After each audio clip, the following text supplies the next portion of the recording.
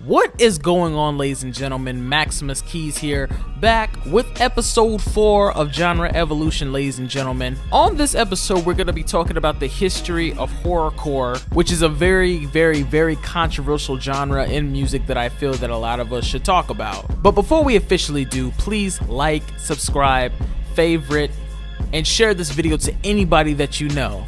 Let's get started.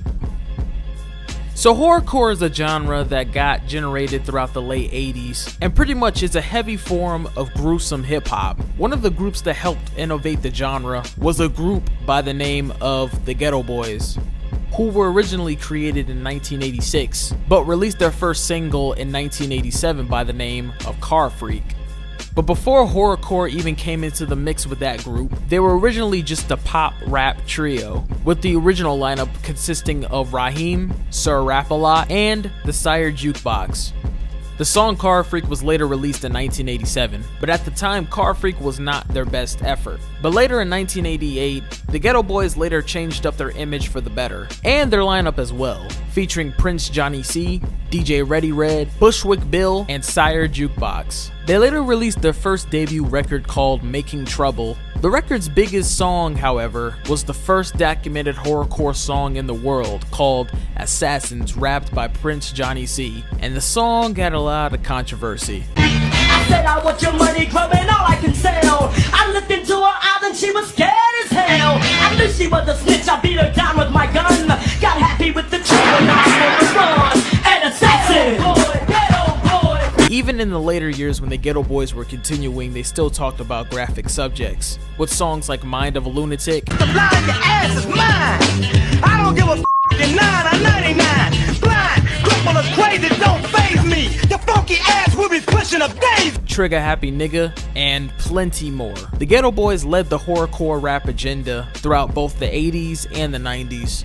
And because of them spreading that agenda, acts that were starting to thrive through were people like Esham, Gravediggers, Insane Clown Posse, the Flatliners, and plenty more. The man who started to redefine horrorcore throughout the late 80s and early 90s after the Ghetto Boys started to do their thing was Esham the Unholy. Esham started rapping in 1988 but didn't start releasing music until 1989 with his first record called Booming Words from Hell. Tracks that described it pretty well were My 9 Rhymes, Amen Another Sin, and Some Old Wicked. He even self-proclaimed the term acid rap, which is just another subgenre under the horrorcore moniker, and he was even the first MC to ever paint his face in hip-hop. And he even helped out the sparking success of the group called the Insane Clown Posse, who are formerly known in life as the Inner City Posse. The Insane Clown Posse officially started in 1989 with the moniker of Inner City Posse at the time, and pretty much they were inspired by people such as Esham, the Ghetto Boys, Merciless Amir, and plenty more. The original lineup consisted of Kid Villain, John Kick Jazz, Violent J, Shaggy 2 Dope, and for a short time D-Lyrical, but after a while D-Lyrical left. With the lineup that was left, they had released some early recordings which later became Dog Beats, but then afterwards Kid Villain left the group and they stuck to a 3-piece at the time though. They later released a record in 1992 by the name of Carnival of Carnage, which was co-produced by Esham and Mikey Clark. The record had similar subjects as the Ghetto Boys' first records, but this time instead of them being hardcore gangsters, they were killer clowns that killed racist people. Tracks that defined the record was Redneck Ho, Rebel Flag, and The Juggler. Throughout the early 90s, horrorcore was starting to become heavier and heavier by the minute. The reason why though is because some of the elements that's within horrorcore came from a lot of thrash metal music and some early metal music if you want to put Black Sabbath in the centerfold. Bands that inspired the heavier horrorcore movement were groups like Slayer, Death Angel, Exodus, and plenty more. And because of the thrash metal movement coming straight from the 80s, one of the groups that decided to take on that example was the Gravediggers. Now the Gravediggers started around 1993 and were a side project that was connected to the Wu-Tang Clan. The leader of the Wu-Tang Clan, the RZA, aka the Resurrector, aka Prince Rakim, aka, well, you already get the point, decided to create the group after the same time of the success of the Wu-Tang Clan's first record, 36 Chamber, Enter the Wu-Tang.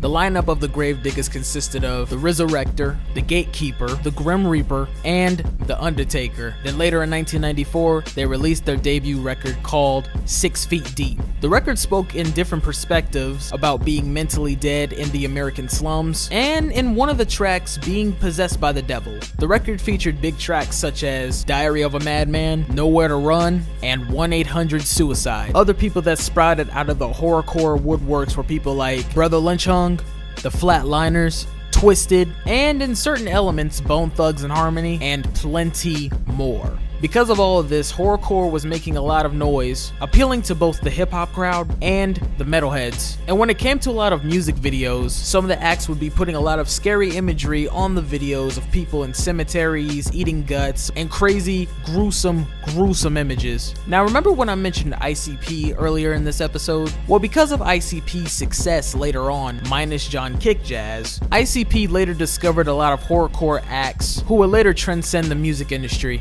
People like ABK, aka Anybody Killer, Twisted, Blaze Your Dead Homie, the ROC, Big Hoodoo, and plenty more. Fast forward today, the horrorcore movement is more involved in the underground hip-hop community, where things are more independently owned and more stable within its environment.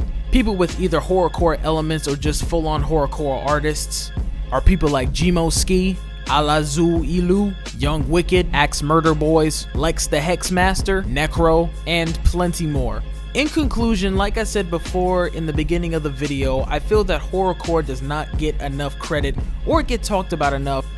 I think it gets a lot of flack in the music industry, but it's real. It's about everyday life. I think it correlates to today's environment, especially with a lot of problems that go on in this world and that has been going on in this world. Thank you to all who have watched this video. I hope all of you have a great day. Please once again leave a like, subscribe, favorite, and share this video to anybody that you know. And please do not forget to check out some other videos on this channel of my band KOM, and please stay tuned, new stuff coming up. Have a great rest of your day, and peace to all of you.